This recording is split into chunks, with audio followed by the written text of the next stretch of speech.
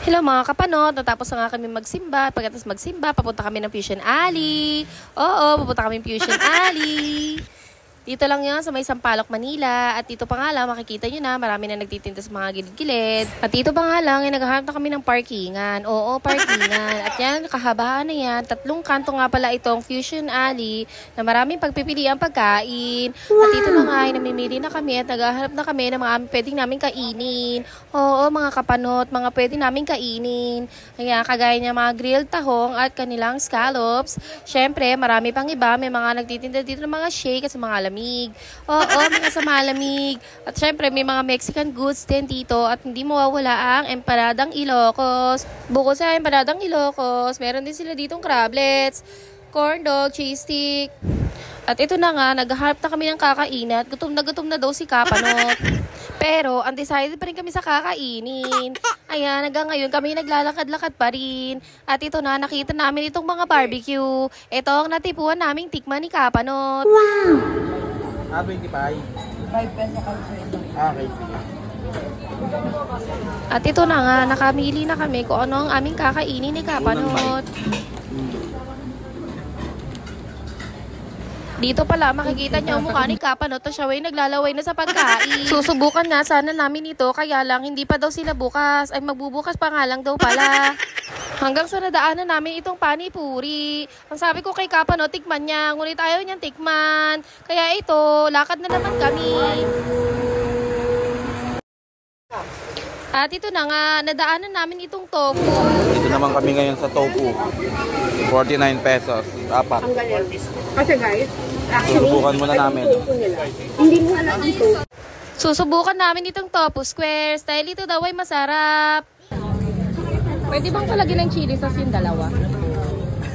Dalawa lang. Siyempre ito ako, yung dati, isa mas na-ista. May Coco Martin. Thank you. Oh. Ito naman ngayon, tofu. Tara. Pwede ka na kumain. Habang naka-video.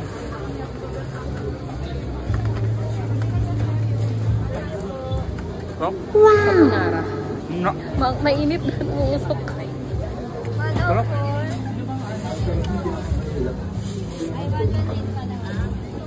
Sarap yung sauce. At ito nga ang eksena, nalaglag ang pustiso habang siya'y tumitikim. At sabi niya, napaso lang daw pala siya. Huwag mo na akong video sa iyo. Sarap. Ang sarap ng ano nila, tofu. No? Ha? Yung anghang ko lang ha. Sarap dito oh. Dito lang yan sa Fusion Alley, Sampaloc, Manila. Kainan yan, kainan. Mga bayan, wala doon, hanggang doon yan. Okay. Wala talagang sayang kay Kapanot. Pati yung tira kong may tissue, kinain. Nauhaw nga daw si Kapanot at ito, bumili kami ng inumin. Ito nga pala ay lemon tea with Yakult. Ayan, nag-e-enjoy siya at masarap naman daw. At katabi nga nito ay nasulyapan namin na nagtitinda ng tempura. Oo, tempura. 500 daw. Sulit naman. Tignan nyo naman yung sauce. Maraming maglagay. Malalaki rin ang kanilang tempura. Titikman na nga ni Kapanot. Up. Tempura naman ngayon, tempura. Ano yung sauce nila? Ano yung sauce na to? Garlic po. Ay, Ha? sarap, mayo garlic. Mayo garlic.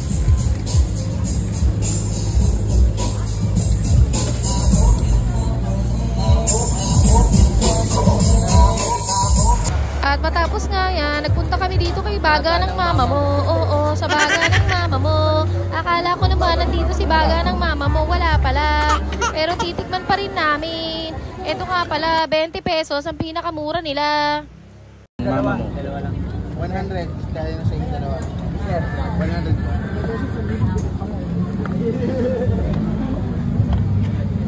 Naman tayo ngayon, baga ng mama mo.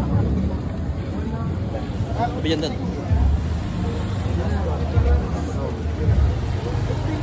Walang bot. Lubot? Hindi nakakaano, hindi makunat.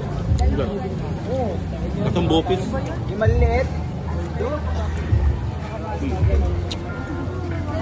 At habang kami naglalakad-lakad, dinadaanan ko naman ito si Miss Naomi. Oo, si Miss Naomi ngayon nagtitinda niya ng tiramisu. Pero hindi na kami bumili dahil kulang kami sa budget. Oo, kulang sa budget. Ayan, kung makikita nyo, ang ganda ni Miss Naomi sa personal. Ayan siya. At habang kami naglalakad-lakad, nakita namin ulit itong grilled scallops. Oo, grilled scallops at tahok. At ito naman ang aming tinikman. 110 pesos for 12 pieces. Up.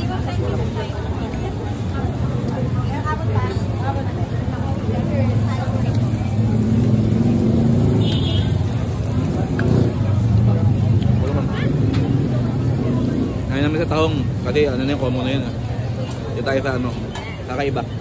Paanong kakaiba? Parang scallops ko lang yan. Charot. At ito na nga, nadaanan namin itong homemade ice cream. Oo, homemade ice cream. Titikman nga namin na alkakapanot.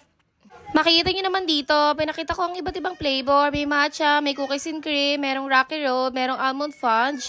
Ayan, syempre, dalawang flavor is 65 pesos. Oo, 65 pesos, dalawang flavor. Woo!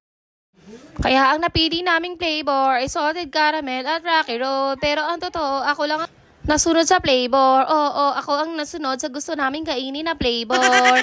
At syempre, hindi lang dyan nagtatapos. Libre rin ang paglagay ng syrup. Merong caramel, merong chocolate, meron ding marshmallow, at meron din silang sprinkle. At ito na nga, nag-enjoy na nga si Alka Kapanot na maglagay ng syrup. Hindi na nga nakontento, naglagay pa ng caramel. Unlimited daw kasi.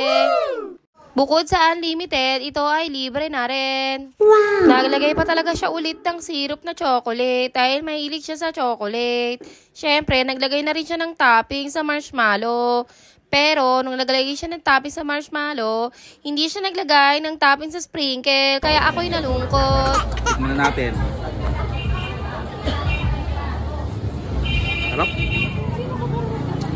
Homemade daw yan eh. Homemade. Ang sarap nyo. Yung... Manila? Ay ano? Salted caramel.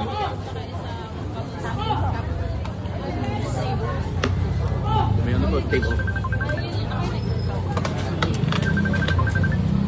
At muli nga kaming nabulunan at nauhaw. Nabusog na ako. Ang sarap. Sarap nga eh, kaysa dito sa isa.